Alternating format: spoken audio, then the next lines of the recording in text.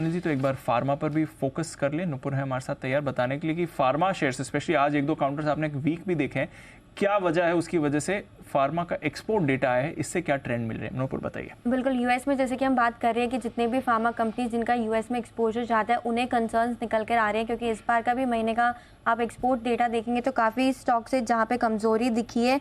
शुरुआत करें बायोकॉन, 98% की पिछले महीने से कंपेयर करते हुए गिरावट, इतनी भारी गिरावट इस स्टॉक में आई है एक्सपोर्ट्स के डेटा में। टोरेंट फार्मा की बात करें तो 36% की डी ग्रोथ यहाँ पे मंथ ऑन मंथ बेसिस पे अप्रैल को मार्च से कंपेयर करेंगे तो 36% से गिरकर आया है। उसके सन फार्मा में भी देखें तो बड़ा एक्सपोजर होता है यूएस में, 30% की गिरावट यहाँ पर भी देखी गई। Divi's lab 28% month on month the growth यहाँ पर आती दिखी है। मार्च के महीने में अच्छा बूस्ट मिला था डिवीज लैब को और स्टॉक ने रनअप भी दिखाया था उसके बाद, लेकिन अब सीधा का सीधा फॉल यहाँ पे दिख रहा है। 28% की डी ग्रोथ यहाँ पर भी नजर आ रही है। जाइडस लाइफ कडिला जो हुआ करता था वहाँ पे 12% की डी ग्रोथ है। ग्लैंडमार्क फार्मा देखें तो 16% की डी ग्रोथ यहाँ पर भी नजर आ रही है। लुपिन में 9% की गिरावट है, लेकिन अरविंदो फार्मा की बात करें तो बिल्कुल फ्लैट आपको दिखेगा।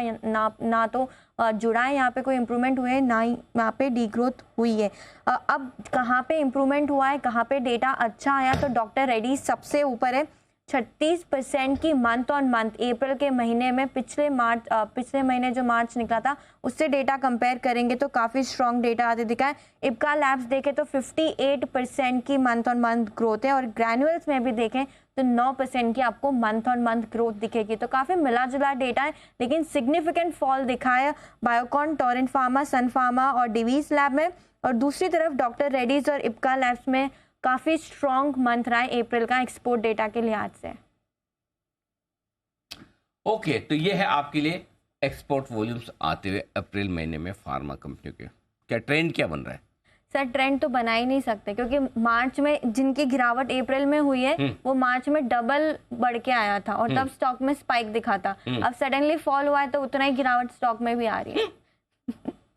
और कंसर्न्स तो है ही सर यूएस में। मैनेजमेंट तो फिर मई के देखने रहे 2-3 महीने 6 महीने एटलीस्ट देखना पड़ेगा सर। तो आपने फिर मार्च और अप्रैल के बताया, फिर 4-6 महीने के पुराने तो खैर खराब, पुराने तो खराब ही थे। तो खराब ही है। जो एक मार्च से स्टार्ट हुआ था थोड़ा सुधरना, लगा कि ठीक हो जाएगा, हाँ, जो हो नहीं रहा, नहीं सस्टेन नहीं हुआ।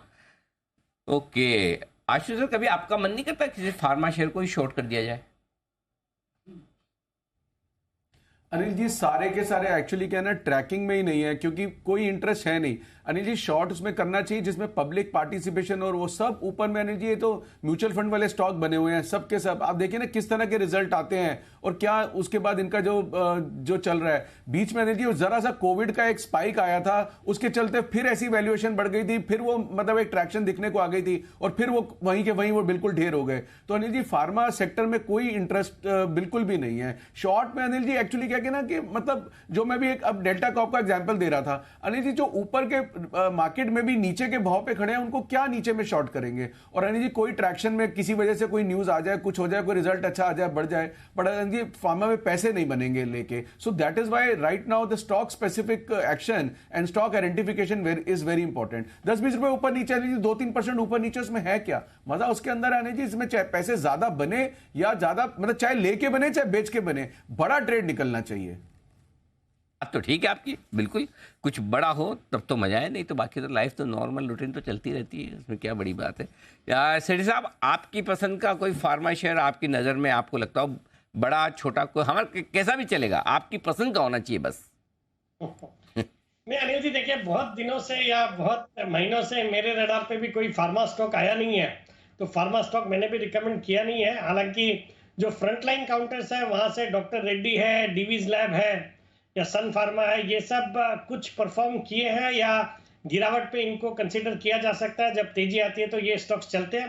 बाकी मिड कैप 1-2 स्टॉक है जो कभी कभार रडार पे रहते थे, जैसे एक अल्बर्ट डेविड करके स्टॉक है, अच्छी क्वालिटी का स्टॉक है। फिर एक एफडीसी आता है कई बार रडार पे, तो इन दोनों स्टॉक्स पे राय रहती है। बाकी ओवरऑल फार्मा सेक्टर को अवॉइड ही किया है, कोई ज्यादा ट्रैक नहीं करता हूँ।